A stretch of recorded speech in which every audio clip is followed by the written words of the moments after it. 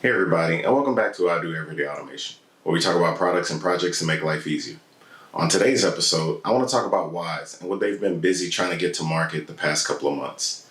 It's their new wireless outdoor camera that has its own internal battery, and this is the starter bundle, which comes with a little hub station for you to connect multiple devices if you have a wireless challenge setup. So we're going to go ahead and unbox this, take a look at it. I'll give you guys an honest review of what I think of it with my first impression. And we'll take a look at a little bit of video from the camera and compare it to the existing Wyze models and some of the other cameras I have at the house. So stay tuned.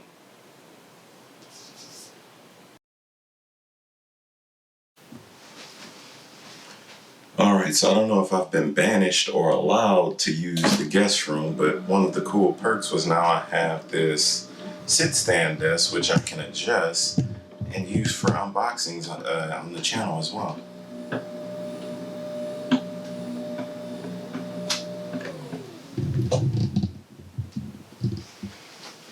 Let's get the keyboard and mouse out of the way and get down to business.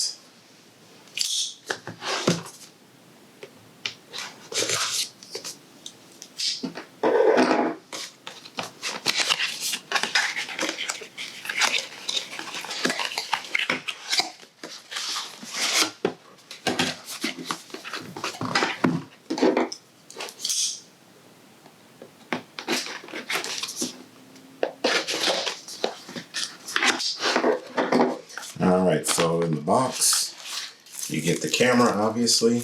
And one of the cool things about the Wyze outdoor camera that I've been seeing reviews for online is the base is actually magnetic. And you can put it on the bottom or the top, which gives you a little bit more options and flexibility with how you mount it.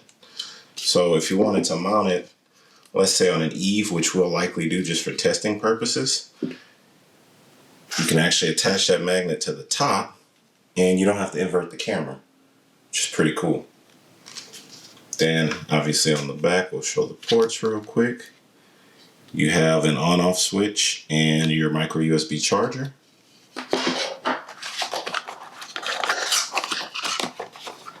And here's the base station.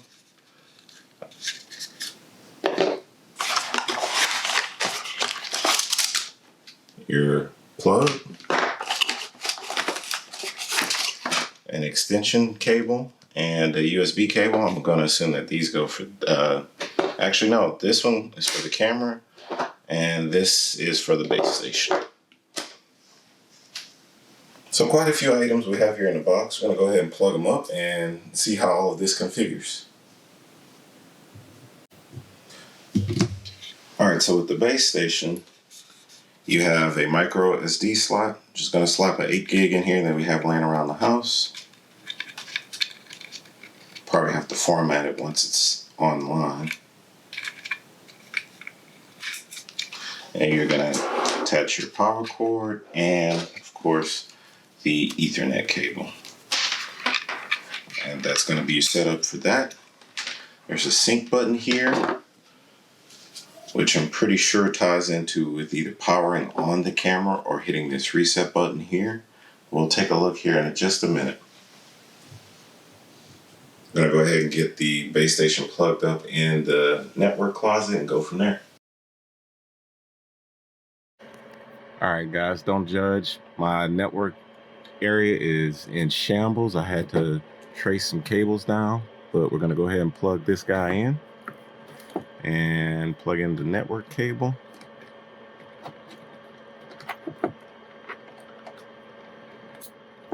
And for now, I'm gonna go ahead and set this guy up here. Oh, set this guy up here during the setup process. And now we can go ahead and open the app and sync the base station and the camera. Alright, so now that we have everything set up, we're going to go ahead and set up the camera and base station in the Wyze app. You can hit the plus button and select add a device. You're going to select the Wyze outdoor camera. And from here, you're going to set up the base station. Obviously, because of the price point, you're not going to get a device that can connect straight to your Wi-Fi. And because, obviously Wyze wants to try to keep things in their ecosystem. So you're going to go ahead and turn on the base station, and you should see a blinking blue light once it's plugged into power and your network. Once you have a solid blue light, you can select the checkbox at the bottom and proceed further.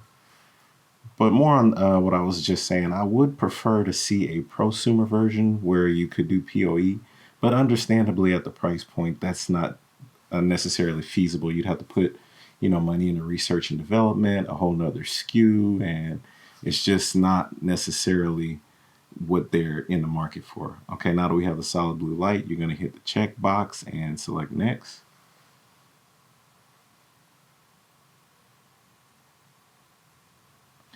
All right, so now the base station is going to set up. We need to name it. We're going to go ahead and name it Master Base since it's in the master bedroom network closet.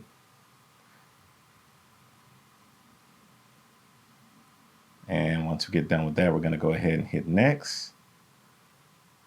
And we have a firmware upgrade, so we're going to go ahead and do that. And it's always a smart thing to go ahead and just do your firmware upgrades. A lot of the times there may be a security patch or a new feature that, especially with Wyze, that they're rolling out or something like that, that may, make the cameras work better. Like when they released the tracking feature for the original Wyze cameras, it was done via firmware upgrade.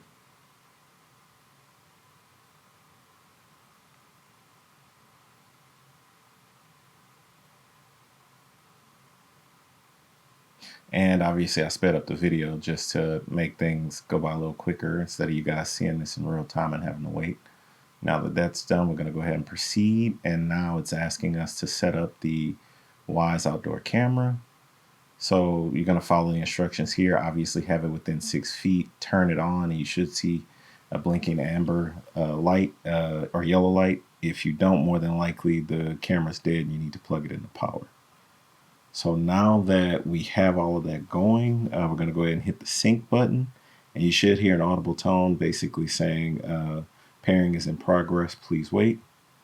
And now we're going to name this camera. Obviously, we're going to name it backyard since it's going in the backyard. And once we get done with that, we're going to hit next.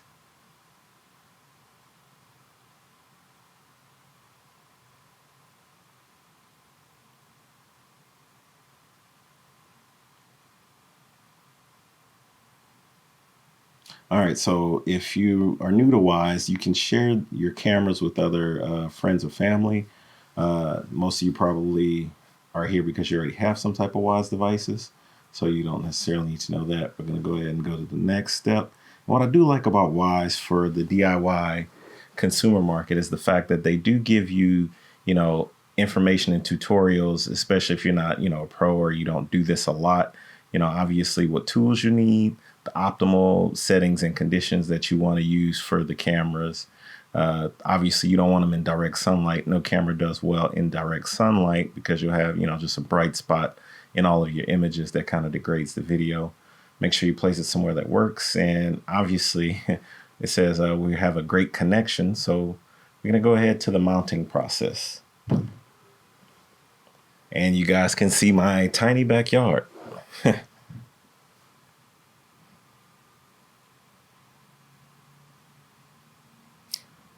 So obviously I sped this video up as well. So I'll tell you guys a funny story about why I have a small backyard. My last house, I had a very large backyard and it was a task and a half to cut all of that. Especially being here in Texas and, it's hot. So I didn't want to add that work to my plate. So the neighborhood we're in has a lot of community parks and stuff for the little ones. So, this is just more so for small gatherings and entertaining. But as far as the mounting for this Wyze camera, a little pro tip, you can take the base and just drill pilot holes through the existing holes into whatever surface you're trying to mount it to. That way you know where your center should be. Then you're going to come back with a larger bit and drill out the holes for the anchors and then mount it. All right, so we kind of have this where we want it.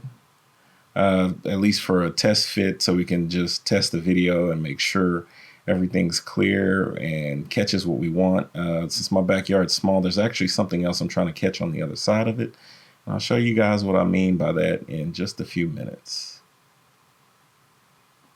I'm going to go ahead, and now that we're kind of at a point where we're wrapped up, we'll go ahead and switch back to the cell phone to finish the setup. All right, so back on the cell phone, you're gonna tell the app whether you selected a ceiling or a wall mount. And and again, like I said, it's gonna give you a little bit more of a tutorial on how to set these up. We're gonna go ahead and skip through this because obviously we already have it set up. But I do think it's cool that, if you're not an expert or something like that, it gives you tips and tricks as far as installing. So we have a firmware upgrade for the camera as well. So we're gonna go ahead and run through that also. And while that's running, I'll go ahead and move the camera inside real quick. Just because it's, warm outside and it's Texas. And, in case I have to restart it, I'd rather do it in AC. So we'll let this firmware upgrade run, and we will be back in just a few seconds.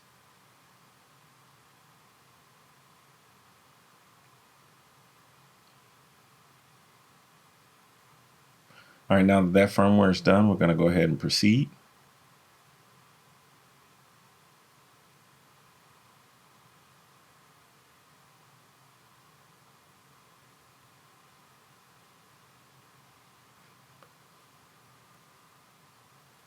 So I am quite pleased with the new camera, and it is making me think a lot about, going to an all Wyze home automation setup. So if you guys are interested in that, now that Wyze has the lock, and they're working on the doorbell and a couple of other things, I am thinking about going to an all Wyze setup.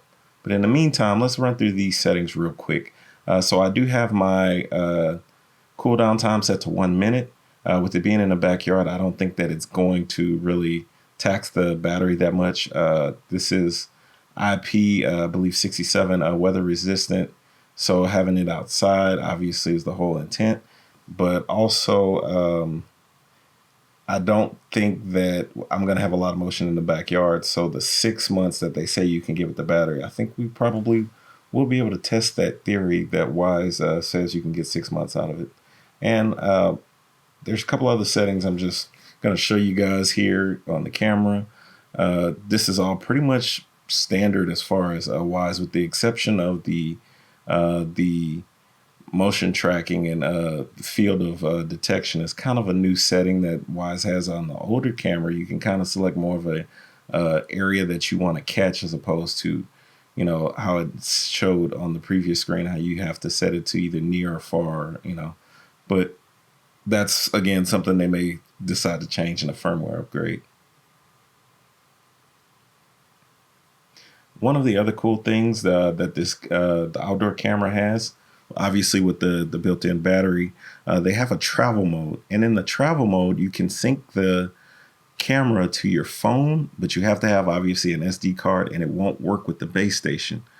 But I am curious, and I'll play with this a little bit and maybe report back later on whether you can set this thing in travel mode and just leave the camera. Because if so, I mean, this would be great to use as like a game camera or like a nature camera, especially if you don't need the phone to be within range full time. I believe more than likely the phone is just needed to access the video on the camera without pulling out the SD card. So like if you have it mounted up high, and as long as the phone is in range and it's in travel mode, you may be able to review the videos. And like I said, so with some of these game cameras, these deer cameras, if you're, using it for hunting or anything like that, you're going to spend quite a few bucks. So if this is a solution that you can have where you can just check the video when you're in range, this could probably save you, a couple of dollars and still have great quality. Again, I'm quite impressed with the quality, and we'll show you that here in a second. Unfortunately, I don't think they have a beta version of the firmware like they do for the standard cameras that will allow you to hook it up via RTSP to like Blue Iris, like I showed you guys in a previous video. But The Wyze may do that in the future for those who do like to tinker, like myself. So we'll see how that works out.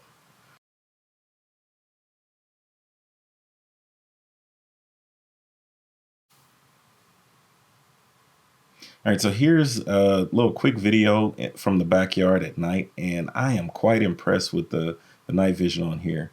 You'll see a car pass here. Obviously, you're not going to be able to read the plates or anything, especially not at that range. So here's a comparison. The old Wyze cam that I have in my garage is on the left. The new one's on the right. Again, the new one has, you know, a new chipset, newer firmware, newer lens. Again, and this is a still shot. This doesn't really do the camera on the left much justice because this was taken as a still shot. But you can see there the camera on the left, which is the older one, although for its time was great, it is quite grainy compared to the camera on the right. Look at how smooth all of the details look on the camera on the right. I mean, it just looks like butter by comparison. So I am very, very impressed that, you know, they were able to pack all this technology into a small package, especially at the price point. So, you know, all the other people should be on the lookout. And here's again just a daytime shot. Like I said, you can see the street behind the house, which a lot of the times I have family members or company coming over and they may get lost in our neighborhood. So being able to see the street behind the house is really where this camera is going to shine for me. You can see people coming down the street. You can definitely see everything going on in the backyard. Pretty good contrast between lights and darks here, especially with you being able to see the sun out. Obviously, areas that are getting a lot of sunlight probably won't be as clear, but again, they have won me over with this camera, and I'm definitely considering going to an all-Wyze platform here in the near future. So again, if you guys are interested, make sure you like and subscribe or comment down below or hit me up on social media.